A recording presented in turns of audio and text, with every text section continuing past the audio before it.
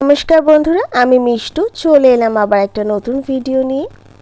আজকে আপনাদের সাথে একটা ডিআইওয়াই ফেস প্যাকের রেমেডি শেয়ার করব।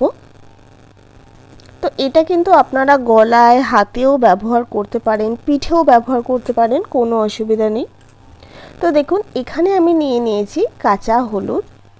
কাঁচা হলুদ আমাদের ত্বকের জন্য ভীষণ উপকারী।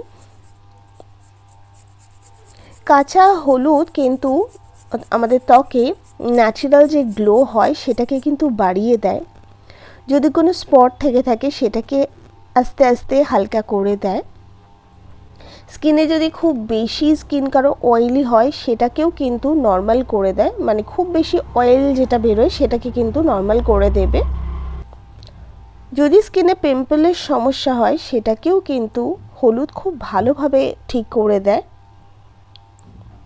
তো দেখুন, এবারে আমি নিয়ে নিচ্ছি এখানে একটুখানি বেসন। বেসন কিন্তু ন্যাচারালি আমাদের স্কিনকে পরিষ্কার করে ন্যাচারালি। অনেক সময় না ফেস ওয়াশের বদলে বেসন দিয়েও ফেস ওয়াশ করতে পারেন, সব সময় নয় সেটা, কখনো কখনো, তাহলেও কিন্তু ন্যাচারালি দেখবেন স্কিনটা খুব ক্লিয়ার হয়ে যায়। তো দেখুন, এই বেসন আর হলুদটাকে ভালো করে আমি মিশিয়ে নিচ্ছি। এইবারে একটা এই দেখুন প্যাক তৈরি হয়ে গেল।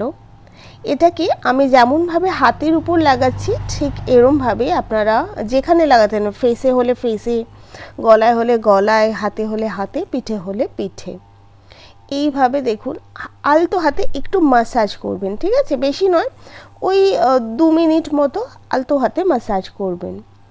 সবসময় মনে রাখবেন, স্কিনের উপরে কিন্তু কখনোই খুব জোরে ঘষাঘষি করা চলবে না।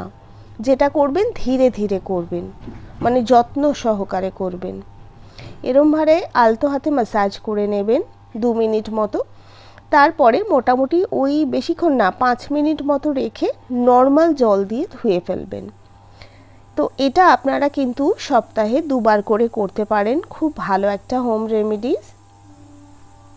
এই বেসনও কিন্তু ত্বকে যদি খুব বেশি অয়েল বেরোয় সেটাকে কন্ট্রোল করে, ন্যাচারালি স্ক্রাবারের কাজ করে, আর ক্লিনজারের কাজ তো করেই। ট্যান থাকলে স্কিনে সেটাকেও কিন্তু রিমুভ করবে এই বেসন।